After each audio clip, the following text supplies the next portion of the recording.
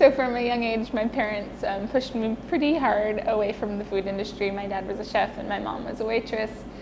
And they told me, they were very honest, it's hard work, you work nights, weekends, holidays, you don't get paid very well. They didn't want that life for me. I never saw myself in the food industry. Donuts started, or like doing food in general started as kind of a whim that it was just like an inside joke, if I don't find a job, this is what I'm going to do, start a bakery. And in Durham, there was so much happening that I didn't want to have to compete with anybody.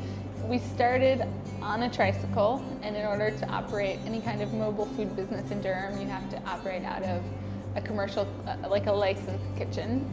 And so when it got, we were growing, we outgrew the tricycle, we outgrew the cookery, and so we knew if we wanted to keep Monuts going, we had to grow. And we had to grow very fast and have our own space. Our flavors are constantly evolving, and I don't even know how many we've come up with to date, but they just kind of come to us.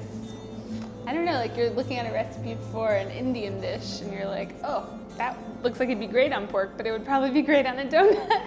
Donuts are really hard to make, and so you have to take a lot of notes, and when you make them 1 week to the next week, you just start to form a diary if you put it all in one place, till it finally became something that we could repeat and do over and over again.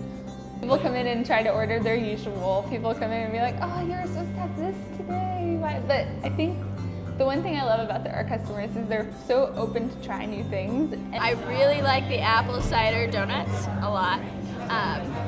We don't have those where I go to school, so it's a good touch. Kale. Something. The kale, yeah. It was probably one of the best breakfast bagels I ever had. And I think that's what gives us kind of the flexibility to try new things ourselves and keep growing. People certainly gravitated to our story. I think